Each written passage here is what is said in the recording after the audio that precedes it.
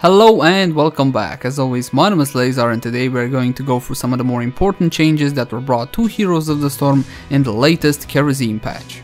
Right guys, so we got a lot of ground to cover, so let's just jump right into the first actual topic. Now the first topic is the actual PTR. So we got yet another PTR with some big improvements over the old one. Okay, so I'm gonna make a direct comparison. This time we had talents ungated, which is a big deal. I actually made a separate video ranting about talents being gated on the PTR, which is, come on, it's pointless. Okay, why would you even do that? So they fixed that, talents were ungated, and even more so, if you remember the last PTR, we were supposed to get Battlefield of Eternity and the Butcher. Unfortunately, the Butcher was not present that time on the PTR. This time, however, we got Infernal Shrines and Kharazim, so we got the hero as well available to test. Now, there were some players that were a bit disappointed that Kharazim was not purchasable with gold, okay? The gold did not carry over to the PTR. Kharazim was only purchasable, and still is on the PTR, only purchasable with real money.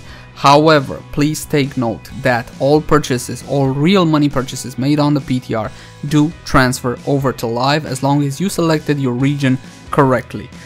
Now, ideally on a public test realm, you would want everything unlocked straight off the bat. That is the point of an actual test realm, is it not? But then again, Kharazim was available in the shop. You could go to try mode and try them out there, and if you actually bought them with real money, it would transfer to live. Nobody was actually forcing you to buy him with real money. You could just wait till the game goes live and then just buy him with gold if you so desire. Ideally, again, from my point of view, ideally everything should be unlocked, ungated, on anything when it comes to actual testing. So overall, I like this new PTR a lot more than the old one. The only problem I had is the lack of communication from Blizzard Entertainment, the classic lack of communication. We didn't know when it came out, if it's coming out for sure, if not, and so on and so forth. But compared to the last PTR, a whole bunch of improvements. So thumbs up Blizzard, thank you, but there's still room to improve. Now let's move on to dynamic bundles. This is the next topic of the day. So you might have heard that dynamic bundles will be introduced into the game shortly.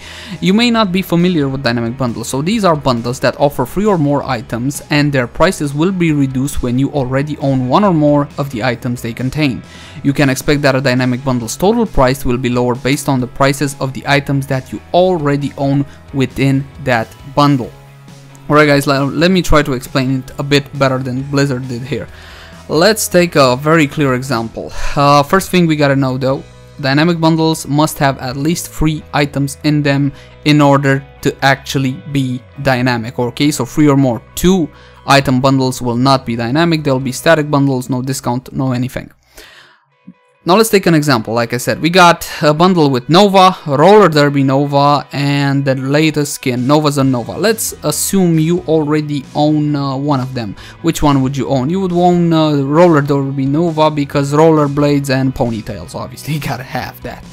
Right, so each of these items on their own cost $10 or €10 depending on your region. The total bundle price would be 30 something, okay, not discounted. Let's assume the bundle is discounted by 25%. That will bring the actual bundle price down to 22.5 something. Okay, but you already own Roller Derby Nova. Does that mean you're gonna get the actual bundle at 12.5? You just subtracted the actual $10 or €10 that Roller Derby Nova costs. No, that is not how that works. Blizzard specifies very clearly that the total cost for that bundle will be reduced by the skin's bundle price, okay? Keyword there guys, okay, key phrase, bundles price. So what would be the bundle price for the skin we already own, the Roller Derby super sexy skin? Now it on its own costs 10, okay, 10 something. Now if I actually want the actual bundle price of the skin, I gotta apply the actual discount, which is 25%. So if I subtract from 10 25%, I'm gonna be left with 7.5. This is the actual number that will be subtracted from the total bundle price. Okay, so I gotta subtract 7.5 from 22.5 and I'm gonna be left with 15. That is my discounted bundle price and that's how you calculate that. Now that being said, dynamic bundles come in to fix the issue with players being able to burn themselves on multiple item bundles. Going forward, this will no longer be a possibility. So for example, if you already own an item that is part of a non-dynamic bundle, then you will no longer be able to purchase that specific non-dynamic bundle. In the past, things were a bit different. For example, I decided to buy the Nexus bundle. The Nexus bundle contains Lily, but I already owned Lily. It was very clear to me when I decided to actually buy the Nexus bundle that I am buying an item multiple times and that I will receive no compensation or discount because I already owned part of that bundle. I did so willingly and I did so knowingly. Therefore, I am not entitled to anything since I actually agreed to the terms of sale when I actually made the purchase. However, in an uncharacteristic consumer-friendly decision, Blizzard opted to actually offer some compensation to players who bought an item multiple times through bundles. Now don't get me wrong, we're not gonna get any of our money back. You don't want somebody at Blizz HQ to actually have a stroke, but we will get compensation under the form of gold. Again, if you bought an item multiple times through bundles. Now I can only appreciate this consumer-friendly decision and applaud Blizzard for actually making it. So bravo Blizzard, thank you for this, we really do appreciate it. And thank you for dynamic bundles altogether. And that's pretty much it about dynamic bundles. Overall, I am very happy to have this new system. However, I gotta mention the fact that it would have been ideal for dynamic bundles to be in place at the actual launch of Heroes of the Storm. But as with all things Blizzard, better late than never. Let's move on to the next subject. And that is ranked play. Now first things first, every player's Hero League and Team League rank has been resetted starting with this update. Why is that? Are we getting Season 1? No, unfortunately not. Dustin Browder talked a little bit about this at Gamescom, mentioning that we're actually outlining that we will not be getting Season 1 anytime soon because they are not happy with the actual ranking system at this point. And to be honest, I think that's an overall good idea. I don't like the current ranking system and I'm not a particular fan of the matchmaking system either, although lately it has been getting a bit better. I will give him that. Alright, major updates to actual Team League, which almost doesn't exist anymore. Now Team League and Hero League are no longer separate. If you queue up with a 5 stack, so that's a 5-man party, you will automatically get queued for Team League, and you do have different ranks for Hero League and Team League. Hero League only supporting 4-player parties. The problem, however, is that there are no more actual ranked teams. Alright, this feature has been removed temporarily while it undergoes a review. So if you actually spend gold on making ranked teams, you will get that gold back, don't worry about it. Now the MMR used in Team League does no longer exist, so Team League will basically use a similar form of MMR tracking and ranking as Hero League does. So your performance in Team League is mostly individually based. So what is the point of Team League now? To be frank guys, I'm not even sure anymore. I mean, I still don't care about Team League. The reason why they kind of forsaken Team League at this point is because nobody actually cared about Team League. Did you? I didn't. I mean, sure, I went for a couple of games just to check it out and just check out the actual first come first serve system, and that's about it. So for now at least, Team League is up in the air and we honestly don't know more about it. Maybe it will make a comeback and it will actually be interesting. Hopefully, I don't know. Now there's one additional point I would like to make. The MMR, the internal matchmaking rating, which Blizzard uses. Okay, this is official MMR, not HotSlogs or some other third-party site MMR, has not been resetted, meaning that you will still be matched against players who have similar MMR to your own. And now this is a good and a bad thing, but at this point it doesn't really matter. Ranked play is mostly pointless. We do not have a goal to strive to. The Grandmaster rating is still not implemented in the actual game. All of this ranks and MMR and etc. doesn't really matter at this point. Everything will get resetted. We know for a fact that the ranks will be resetted when Season 1 comes. We're not sure about the actual MMR that may or may not be resetted, but I'm suspecting, yes, I'm suspecting after they tweak and fine-tune their system, they would want a clean slate after they know they work, because obviously they're developing as they go and they release the game as is. Okay, and they're actually learning now how to make an actual ranking system. A bit sad, but yeah, so not many actual interesting news as far as actual ranked play. A bit of a disappointment here. Yes, I will play the placement matches, see where the new system drops me off, and then climb the ranks again. Sure, I can do that. I guess it can be fun, but again, I know I'm not getting rewarded for anything, so I don't really feel motivated, as most of you probably don't. An additional point I would like to make is that they changed the way points are awarded and subtracted while playing at rank 1. So you will no longer get 6-7 points for a loss and lose 6-7 points for a defeat, as it kind of was up until this point. At least for me, that's how it was. I won a game at rank 1, 6-7 points, I lost 1, 6-7 points, maybe 9 maximum, something like that.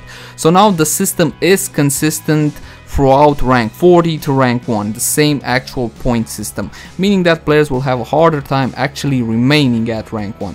This is a welcome change from my point of view because it gives rank 1 a bit more meaning, but the actual reason behind this is that it will actually help players transition better to Grandmaster when the Bloody Fang will be implemented. Again, from my point of view, it's mostly pointless to actually play rank now since everything will get resetted and you don't get any rewards, okay? You gotta have a goal to strive for, and we don't have that. So, kind of a sad patch for rank play. Let's move on to a different subject.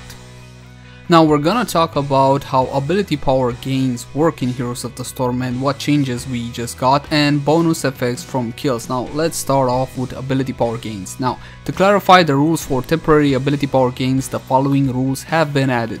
For permanent or very long duration pets or persistent effects, their damage and maximum health will now update dynamically when ability power or hero levels are modified. This includes Abatur's Monstrosity, Nazebo's Gargantuan with the actual Humongoid talent. And for short duration pets or persistent effects, their damage and maximum health should be snapshot based upon the ability power or level of the character when they are cast. This includes Jaina's Water Elemental, Sergeant Hammer's Blunt Force Gun, and Tychus's Dracan Laser Drill.